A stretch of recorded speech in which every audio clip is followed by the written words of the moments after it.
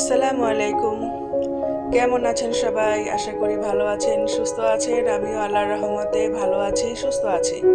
আজকে আবার হাজির হয়েছি আপনাদের জন্য নতুন একটা ব্লগ নিয়ে। মাছটা আমি ভালো করে ধুয়ে পরিষ্কার করে রেখেছিলাম। এখন আমি এটাকে লবণ দিয়ে লেবু দিয়ে মাখিয়ে রাখবো।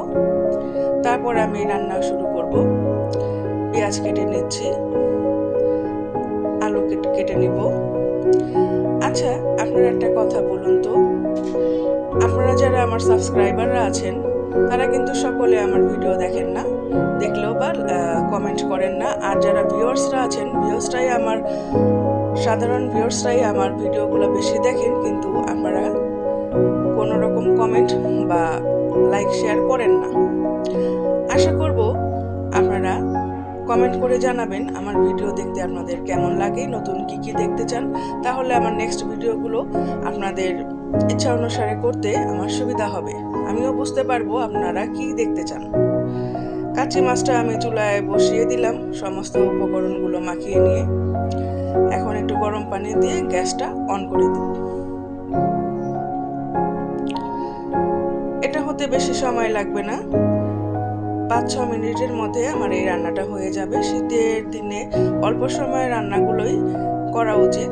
যে রান্নাগুলো খুব অল্প সময়ের মধ্যে হয়ে যায়, শীতের দিনে আমি সেগুলোই করার চেষ্টা করি। মাছটা রান্না আমার হয়ে গেছে, একটু ধনেপাতা দিয়ে নিলাম। এখন আমি এখানে আমার বাচ্চাটার জন্য অল্প একটু মাছের ভুনা করে নেব। ও তো আর কাঁচি মাছ খেতে পারবে না। আমার ছেলে আবার মাছ, মাংস এগুলো খেতে খুবই পছন্দ করে। ওর জন্য আমার নিজেরা একটু সবজি খেতে চাইলেও ওর জন্য মাছ বা মাংস আমার রান্না করতেই হয়। বাচ্চা মানুষ হলেও ওর খাওয়া দাওয়া খুবই রুচিসম্মত এবং খুব ভোজন রসিক। যাকে নিয়ে এত কথা বলছি তার বয়স কিন্তু শুধুমাত্র 7। খুবই ছোট বাচ্চা, কিন্তু খাবার দাবারে সে খুবই অনন্য সাধারণ, মানে অসাধারণ। মশলা কষানো হয়ে যাওয়ার পর এতে আমি আলু দিয়ে নিলাম, ঢেকে দিলাম। আলুগুলো সিদ্ধ হয়ে এসেছে, এর মধ্যে আমি মাছগুলো দিয়ে নেব। ওই যে বললাম না, লবণ আর লেবু দিয়ে মাখিয়ে রেখেছিলাম, সেটাকে এখন ভালো করে ধুয়ে নিচ্ছি। আমি সবসময় মাছ এভাবে ধুয়ে খাই, এতে কোনো আষ্টে গন্ধ আসে না। আপনারা এটা ধুয়ে এভাবে লবণ দিয়ে লেবু দিয়ে মাখিয়ে রেখে ধুয়ে খেতে পারেন, দেখবেন যে মাছের টেস্টটা খুব ভালো আসে। মাছগুলো দিয়ে দিচ্ছি। এখন এটাকে কিছুক্ষণ রান্না করে নিয়ে, কষিয়ে নিয়ে শেষটা করে নেব।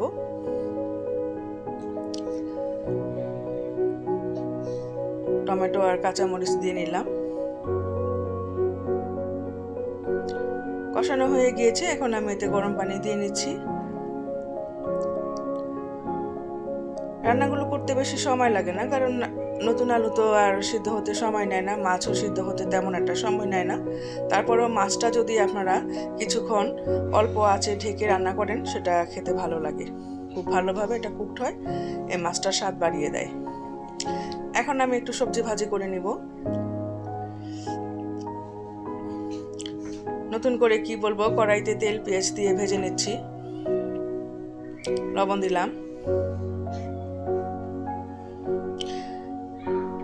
আমার ভিডিওটা যারা দেখছেন কিন্তু এখনো লাইক করেন নাই বা কমেন্ট করেন নাই, প্লিজ একটা লাইক আর কমেন্ট করে দিবেন। আর যারা সাবস্ক্রাইব করেন নাই তারা একটু সাবস্ক্রাইব করে নেবেন। সবজিটা আমি নেড়ে চেড়ে করে নিব। কাঁচামরিচ দিয়ে নিলাম। এখানে বেশি কিছু করার দরকার নাই, শুধুমাত্র ভালোভাবে ভাজিটা সিদ্ধ হয়ে গেলেই হবে। আর অন্য কোনো মশলা ব্যবহারের এখানে কোনো প্রয়োজন নেই। যখন ভাজিটা হয়ে আসবে তখন একটু ধনেপাতা দিয়ে নিলে আর ভালোভাবে সেদ্ধ হওয়া পর্যন্ত অপেক্ষা করলেই দেখবেন যে দুর্দান্ত স্বাদের একটা ভাজি রেডি হয়ে গেছে।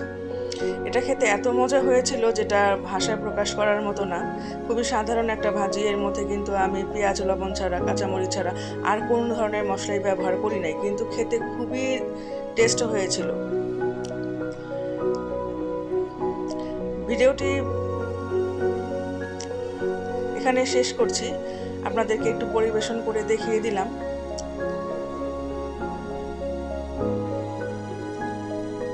ভিডিওটি দেখার জন্য অসংখ্য অসংখ্য ধন্যবাদ।